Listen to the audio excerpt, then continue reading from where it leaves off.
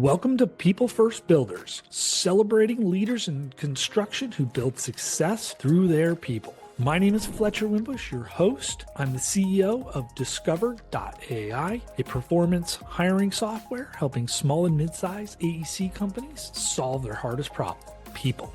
We help people first leaders install and execute repeatable talent acquisition systems that drive business results by hiring top performers, lowering turnover, and building world-class company cultures. Stick around to the end and you can learn more about how to become a guest on our podcast and share your story with the world. Welcome to the People First Builders podcast. My name's Fletcher Wimbush. I'm your host. And today I'm excited to have Jim Robinson. He's the president and CEO of CPG Maintenance and Construction Services. And he's also a certified business coach and speaker. So Jim, you've obviously gotten to a place in your career where you're giving back. Tell me a little bit about how you got here and what you're up to these days. Yeah, so I started business in 1985, and my childhood, I got into management of a restaurant quickly. Yeah, but I was raised by a minister, and so I was so used to interacting with congregations in times of illness and elation. Quite frankly, both. And it groomed me at a very early age to know that I'm really here to serve other people. And I had to figure out how to do that early on because I was resistant of that early. But I was 19 when I started business, and I just celebrated 40 years in business. Wow. And my very first employee, by the way, just retired about 2 years ago. So we've had some success with tenured employees. Yeah. And I think we've developed a pretty good program around doing that. So how have you taken those kind of values of serving other people in the ministry? I mean, you're servicing people in all places in their journey in life, but obviously people who are in kind of hard times. I mean, how have you taken that and applied that to people inside your business over the years? Yeah, being empathetic to where people may be in their journey. And you may talk to one of your employees and they're ready to go at breakneck pace to grow.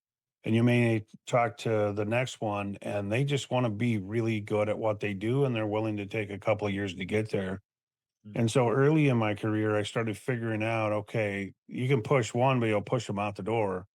You can push the other one and you'll accelerate them beyond their wildest imagination. And so you had to figure out, for me, that's how I saw it. I just had to figure out how to grow them individually for them to be their very best. And some of it was be their very best in role and never change. Yeah. Others were to really accelerate them so they could grow into supervisory, managerial, director roles, VPs. And we've only promoted from within on all of our higher level positions. Nice. So we grow them and promote them. And hiring from the outside, Howard Schultz once said, be careful if you let the outside in. Yeah. And he was really talking about his hierarchy, his higher ranking positions, because they taint the culture and the value of the business. And so that resonated with me back in the 80s. And I just said, geez, I got to pay attention to this. It makes sense. And I've tried hiring outside at top echelon positions, and I haven't had a great deal of success. Yeah. Other than HR. Well, it's hard to assimilate, people who are sort of, had a past and that they want to bring those ideas with them. And there's some debate about that. Like, hey, those people can bring fresh ideas, new ideas to, or kind of help with culture change if needed. But if you have a strong culture, if you've already cultivated that and you have a set of systems and processes and a culture that is really supporting people's personal and professional growth, as you noted, then I mean that is the ultimate place to be, right? You're just a machine in terms of helping people grow, and subsequently, I would assume the business as well, right? Yeah, for me, I had a personal mission that I discovered many years ago. Probably I was 23, and I just said, my really why I'm here is really to grow people through structured education and new experiences.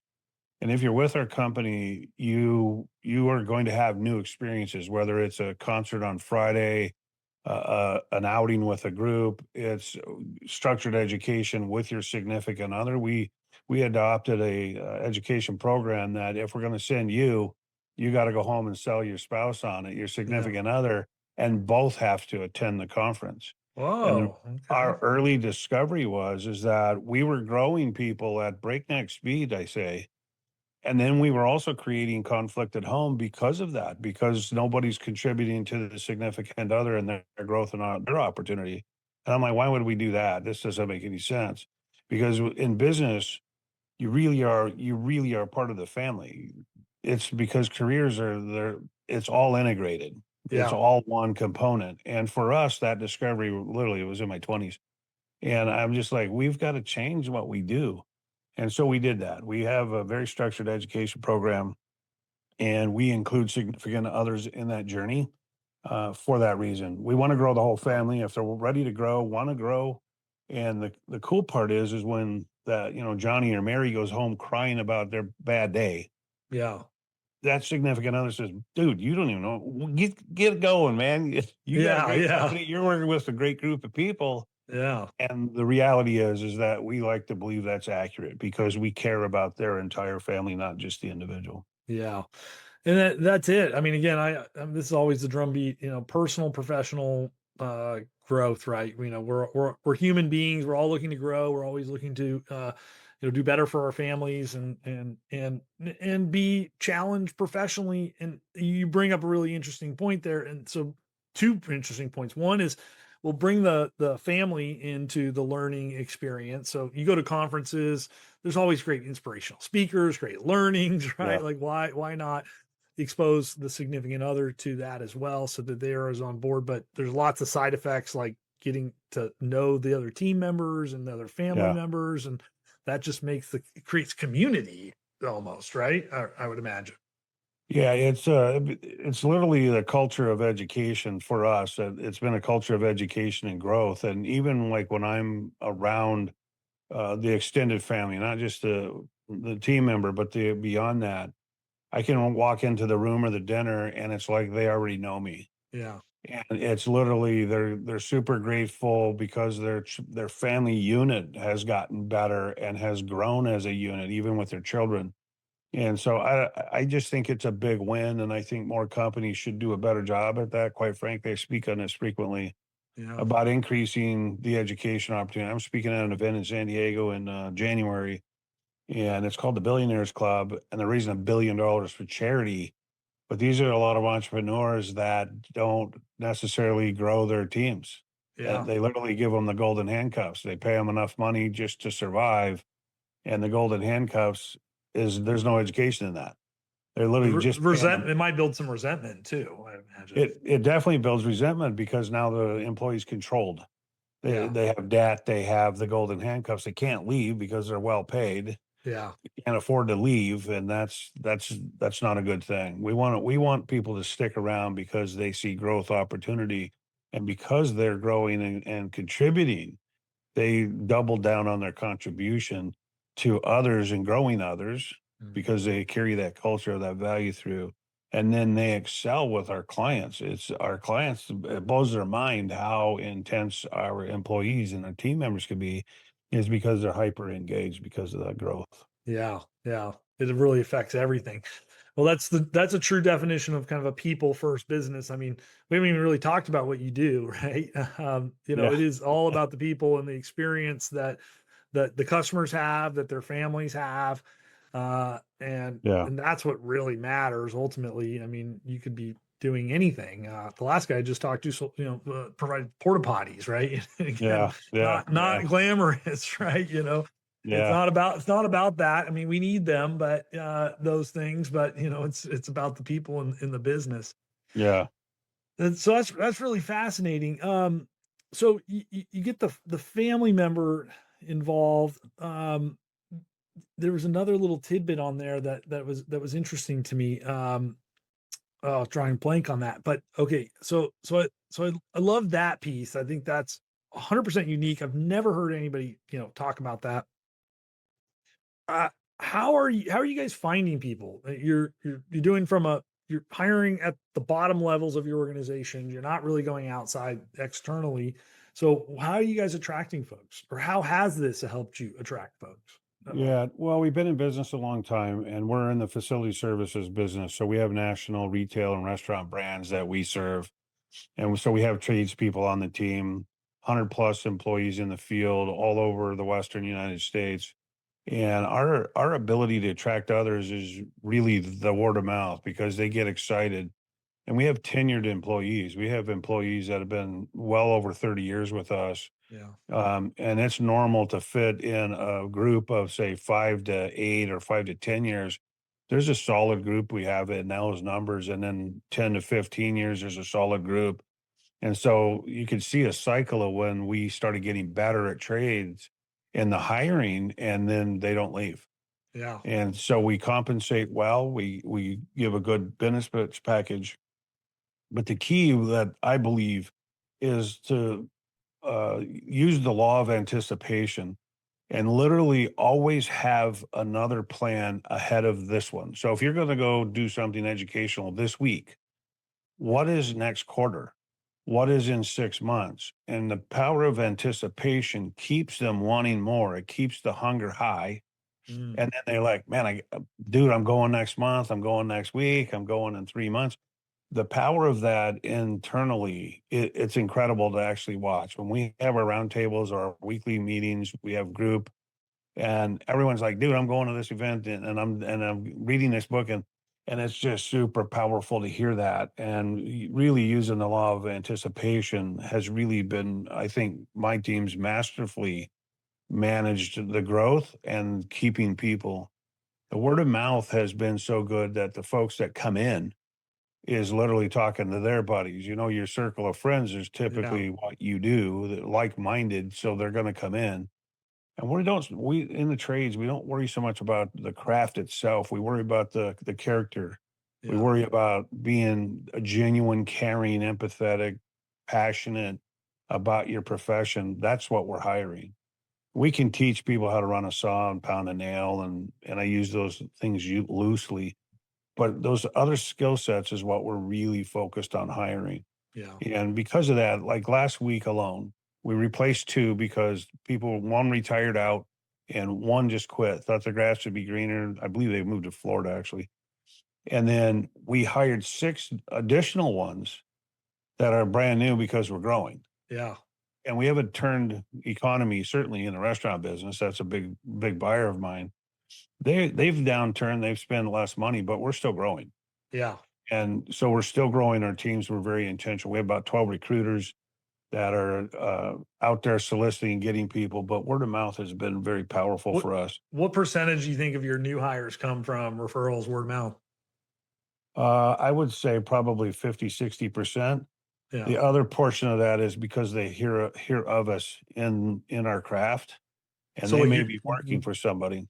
so one of yeah, they're in a facility and then they see the people and they see how they're executing and they get to know them and they're like, hey, that I wouldn't mind working with I those want some people. of that. And Yeah. here's what's crazy is for 40 years, I don't know if it's crazy or not, it's just been my standard to never hire from a competitor. Yeah. Like I have never hired a competitor's employee. They've hired mine. Yeah. And I'm sometimes grateful for that because we misfired. We hired the wrong person. They weren't going to fit our value system. And Yeah. so they'll leave. But they go to work for our competition. And I'm grateful in some of those cases because if they're going to hold me back, I'd rather them hold the competition back. Yeah. And so Well we've been well, sometimes very they might come back too, I would imagine. You get some, we don't hire boomerang back. hires as we call them. We don't rehire because if Yeah. you think the grass is greener, we like you to just make sure Yeah. you're searching for that grass the rest of your career. We Yeah. don't hire back. Okay. I did that Interesting. once, and that was in '91.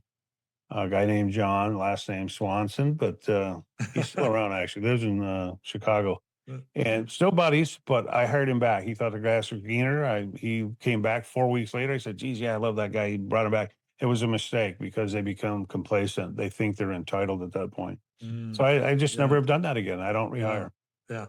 So do you create a full like years curriculum or multi-year curriculum? Is it that sort of like forward thinking that like if I come on board, you've got sort of a period of time of curriculum and learning and education that's sort of laid out for me where I really kind of know what to expect next in that sense? Is that what you're saying? Yeah, so we on new hires, we have a 2-year program. We have an intensive 5 week training. You don't get to go out and by yourself and for 5 weeks. It's you're teamed up with somebody, and we send you to different regions. Yeah. because regionally it's a little bit different in how you're offering to the buyer. Okay. And so we train you for 5 solid weeks, and each week you have to pass that week. So we're testing you at the end of the week. Yeah. You're being interviewed on Fridays by the managers, HR, or somebody you will report to. Every Friday, you're being re interviewed during Mm. that 5 week. And then after 5 weeks, we hand you the keys to your own vehicle, off you go. And then you have structured education beyond that. We also use what we call the Foursquare strengths weaknesses type of grade system. And the managers or the immediate supervisor is putting all of their team in to a Foursquare and saying, Johnny or Mary may need more training on X. And Yeah. so we populate X and we stick it into a chart. And then now we're training on very specific things. And they may ask for it, or it may be something we just recognize as a challenge or a weakness. Yeah, so there's some different paths depending on the where they Yes. need to grow the most, and again, that could Yes. be sort of self-solicited. Hey, I'm weak here. I'd like to get better, or maybe the manager's coaching Yeah. them to say, hey, maybe you should go down this path because Yeah. we've And recognized some it's really challenges it's here. a structured education. We just don't fill in the blank as to what the education will be for, this month. Yeah, It's just we know you're going for a 2-day training. We just don't know what yet. And through our observation and inquiries, we will populate that. Okay, we're doing plumbing this month, or we're yeah, going to crafts of ceramic tile, yeah. or eco grip flooring. But we pick that subject, but you're always in training continually. So a lot of your folks are they relatively solo on jobs sometimes, or they're in small teams and they have to be multidisciplinary in terms of the trades that they can We do execute? two things. One, we build new stores. So we'll take a Okay. box. We don't do ground ups, but we take Yeah. the box and we'll convert that vanilla or that gray shell space into whatever brand it's going in. That's a different team. So you have Yeah. supervisors. We run 3 shifts per day. Yeah, that's a little We're a more traditional 24, construction, right? There's a pretty much project that's starting to end, there's traditional. specialty trades then or whatever. Yes. Yeah. But we run 24 hours so we can accelerate how fast we build a store. We can Mhm. build some stores in 30 days from Wow. start to finish. Wow. Because we've figured out how to do the 3 shifts. We overlap 2 supervisors. So we accelerate construction at a breakneck pace, and then we utilize a lot of subs in that too. Yeah. And then we have the other side, which is service and repair, and that's 24-hour day, 365. And it has always been like that for us since the inception of CGP. We've always been a 24-hour operation. So we hire night shift people specifically for nights. Yeah. And so they're very solo. Most of these teams are solo at night.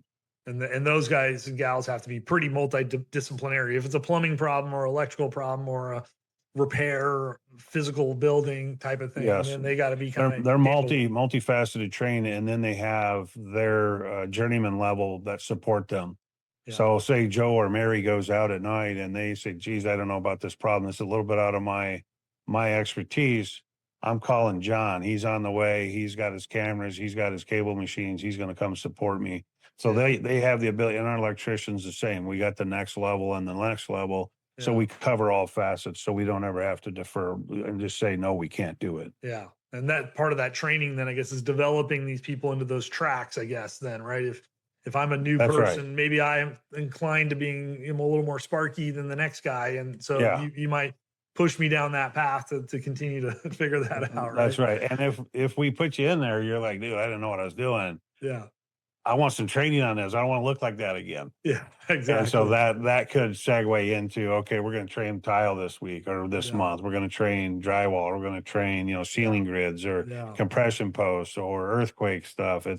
It just depends on what, how they feel about what's happening. Yeah. Out of college, I built 24 delis in front of Home Depots, and I'm not the most handy person. And I was paired with a guy who was very handy, and he taught Yeah. me a lot, and I learned a lot, and I was very proud of this. One day, my sewer line in my house backed up in my new house, and I'm like 26, and I was like, yeah, called the plumber over, they're like, yeah, like 15 grand. I'm like, nah, honey, I got it. And I got this. I got this, right? And so I would imagine some of your people are pretty proud about what they can do around the house.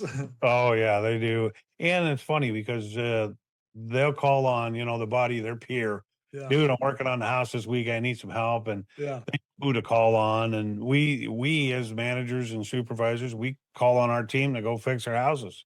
I Yeah. mean, Yeah. we have absolute trust in our team, and it's kind of fun because then you feed them, you hang out with them, you get to chew the fat, so to speak, and then Yeah. one, you get to learn more about them. So there's some highly interactive stuff. Yeah. I mean, I know I had a high sense of pride in being able to do that. Now I'd probably pay somebody to do that today, but like, but I felt a lot of pride to do that. Yeah, And so that's really rewarding, and I attribute that back to the yeah, opportunity that I had, very grateful for that opportunity now. Right. yeah. My wife is still very grateful. I'll do the little things now, but I won't take on such a big project. But that's amazing. So that building of the culture, I mean, 50 to 60% in terms of word of mouth or referrals in, I mean, the stats, I mean, I would imagine those people tend to work out pretty good, I would assume. If you had to give a Yeah, guess percentage wise. yeah, our success with hiring is pretty good. I hang out with Dave Ramsey's group once in a while, and their hiring process is super slow, and they kind of hang that it's a 12 something interview it's huge. Yeah. And I was telling Daniel Ramsey last week, I was with him in Dallas, and I'm like, dude, we accelerate it because folks in the trades need paychecks on Fridays. Yeah. And that means you got to hire faster. We still go through all the steps. We make sure Yeah. crazy can get through the cracks It's, sometimes, it's, but it's like a paid hiring process, though, it ultimately. really is. And Yeah. and we accelerate that. So we say it's application to offer in 8. Yeah. And we use that In fairly eight loosely days, you're saying in 8 hours. 8 hours. Oh, So okay. if we receive a recruiter's application resume in the morning, by the Yeah. end of the day, we've made an offer to pass or we've made an offer to accept and take you on to the next level. But within 24 hours, you have an offer to go to hire. If we decided that within 24 hours, we're already recruiting, you're going to work. Oh, wow. So So you're don't you're delay. getting scheduled for your first day of onboarding within 24 hours. Yeah, and then we put you through OSHA 10, we put you through a couple of tests Yeah. as you're in the journey of coming in, and then boom, we start on Tuesdays Okay. for new hires, and Yeah. then the very next Tuesday you're going to work. Yeah. And it's a machine in that sense. So what do you Yes. do in those first 8 to 24 hours to evaluate somebody to say, hey, they're worth taking that risk and putting them into the machine? So HR has done a really miraculous job on this in some cases, but they're interviewing based on core values, and so they ask very specific questions that would align or segue into how would they explain something. And if they can meet that criteria, then immediately a supervisor is joined onto the phone call that they would be a direct report to, and So they the will ask. supervisors are on call for this. I mean, they're like, They're this ready is to go. mandatory. Like, hey, Fletcher, you're the They're supervisor. they're they're I got a scheduled. hot one. I need you on this call. Like, and Yeah, they can't be like, I'm busy. everything can happen, Yeah, sure. but But they're within, scheduled. So HR says, "Hey, at tomorrow at 1 o'clock to 2 o'clock, I have this person coming in. yeah. Can you clear your calendar? If not, they'll reschedule the potential new hire. Say 2 o'clock, 3 o'clock." But they put the PM, the project manager, on notice that they got to keep that clear. They may get that call. They'll get joined in on that conversation. That'll be really the first extended interview, and then they will have a one-on-one with the PM in a more casual environment. So let's say they go to coffee, they just want to get to know them and see if they're going to be a great cultural fit. And that goes very quickly. So the next morning is when you'd be going to coffee with one of the managers just to hang out. So when people are getting an invitation to a first interview, are you're them prepping them? Hey, this interview might last 15 minutes or might last 2 hours or Yeah. an extended period of time. And then if it goes well, we expect you to go to coffee or lunch or clear your schedule for the following day, or maybe like the next couple days. I mean, Yeah. and obviously, And I'm we sure there's accommodate some their flexibility. schedule at that point. So if they want to accelerate it, we're ready. Yeah, If they yeah, need to slow that process, say they're not available till the Thursday or the Friday, we accommodate that schedule. We're flexible in that case. But we tell them up front, here's our basic standard in writing. We email it to them. We tell them exactly what we expect how it will work and what they should anticipate and be prepared for. And yeah. so we don't want any blind spots in this. We want to make sure they're crystal clear, mentally prepared to go through the journey, and then the education process behind that, we want them to clearly understand that there is an expectation of growth. We're going to present the opportunities. They have to invite those opportunities, accept those opportunities, and grow. Yeah. Not at our pace, their pace. Yeah. But we're going to present all these opportunities. They have to be accepting of that. Otherwise, they won't be a good fit for the team. Yeah. Yeah. So you start it's yeah, so I love this. I mean, this is, kind of some one-on-one stuff that nobody does, but being very transparent with candidates up front. And here is our process. Yeah.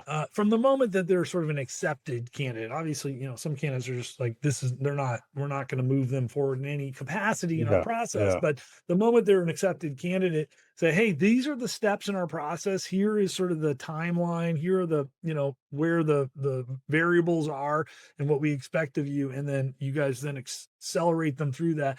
And that really helps because if you do have a rigorous process, people know what to expect. They can self-select in. They can say, "Hey, I want to participate in this process or not," right? Yeah. And Yeah. and that's important as well. So nobody's wasting their time ultimately Yeah. in that sense. I love that.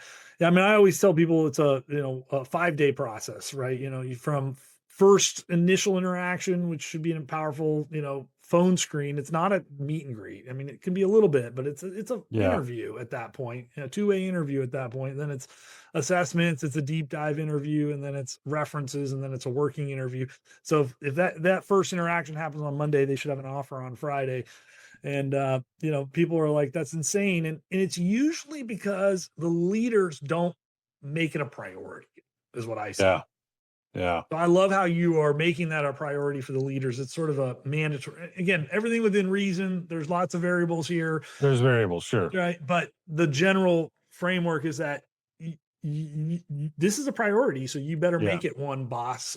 Right? Yeah. And it also sets the pace for that new team member because if they understand our sense of urgency, they know what to expect next. They're Yeah, going to come in with a sense of urgency. If you have a slow process, you're already setting a standard for that potential new hire that they will now move at a slower pace. yeah, We don't want that. We yeah, can slow down later, but right now we're going to show them that we function and respond and answer questions with a high sense of urgency. And that's what we need from that individual. If you don't have a high sense of urgency, there's a high likelihood you're not getting hired. You yeah, have to have that. That's got to be up the yeah, forefront. Today's society is so demanding in service and repair and anything, quite frankly. You go get a sandwich, everybody's demanding. yeah, So yeah. we are making sure we're hiring those folks that are ready to serve at that level, not just to man that level, but to Yeah. serve at that level. Yeah. I mean, when I was in the commercial dish machine business, it's probably very similar to your world in that sense. A high service, 24 hours. Yeah. We hired one of the big hiring cues was energy. So we had an energy assessment, and we would watch for people. Have you ever seen people where they like tap their knee, their foot like Yeah. constantly Yeah. when they're Right. fitting? They're Yeah. just like chomping at the bit, right? Like that was always a tell. It's like that we were on hired. They're either high on drugs or they're really excited, Yeah. right? But no, I mean, no, many of these people are not. They're totally, that's just they're high Yeah. energy type of people. And that is like a key, a really important indicator. And, all of us have been to a store where the person behind the counter just doesn't seem to have any sort of sense of urgency. Yeah. And that's kind of annoying for, like I want to see people who care, right? Jim, this has been awesome. Lots of really, really great takeaways. How can people get in touch with you? So, Jim at CGP Construction, that's the easiest way to get a hold of me. A website is cgpmaintenanceandconstruction.com. And that reach out. We're going to push that into a coaching separate website in the near future. I have a book coming out that's called Lead with Empathy. I'm writing this book with Chris Voss, Nice. Never Split the Difference. Yeah. The And the so the that negotiation guy, right? negotiation guy. And so I had the tremendous opportunity to write with him last couple of few months. But we released the transcripts last week. That book will be coming out in the very near future. They say about 5 months before we go public. We'll start pushing that to the be pre-order stuff in the next 90 days or so. Nice. So you're gonna see me out there a lot, and I'm excited to be on the cover with Chris Voss. I'm stoked Yeah. about that. Yeah. Tremendous opportunity. But you can certainly find me CGP Maintenance and Construction.com. Look me up. It's we got a podcast as well, Service Evolution, and you can reach out and touch base. And I've been very blessed and fortunate in business. And like I said, 40 years, and we had a lot of cool people, a lot of different executives from different groups flew into Phoenix. I live in Phoenix now, and they flew in to celebrate me. And that was a surprise, by the way. I didn't know they were all coming. Yeah. Surprise And birthday or surprise anniversary party. Nice. it was a kind of a surprise anniversary party on a Tuesday, no less. And so Wednesday was a little rough, I got to tell you. A little long night, but Yeah. we had a great time. And so please look me up, find me, and I'd love to engage. I'd love to, participate in whatever I can. Go, I'll travel Awesome. everywhere. I'll teach wherever I can. Great. Well, we'll make sure links to all that stuff gets into the show notes and to all of the clips that we'll be sharing over time. And as soon as you get the link to the book as well, we can update all that as well. So, Outstanding. depending on when you hear this episode. Yeah. Well, Jim, thank you for being on. Yeah. Thanks for having me. It's been a pleasure to be here. Thank you for the opportunity to share. Thank you so much for listening to our People First Builders podcast. If you're a successful construction CEO and would like to tell your story on this program, please visit our podcast homepage, FletcherWimbush.com/peoplefirstbuilders, or check it out in the notes below. If you got something out of this interview and would like to share the episode on socials, we always appreciate that. Just take a quick screenshot with your phone, text it to a friend, or post it to the socials. If you know someone who might be a great guest, tag them on social and let them know. And don't forget, #PeopleFirstBuilders. I love seeing your posts and guest suggestions. We're regularly putting out new content. To make sure that you don't miss out on any episodes, go ahead and hit subscribe on your favorite podcast channel. Your thumbs up and ratings and reviews go a long way to help promote the show and mean a lot to me and my team. Want to know more? Go to our website, FletcherWimbush.com, or follow me on LinkedIn. Thanks for listening, and we'll see you next time.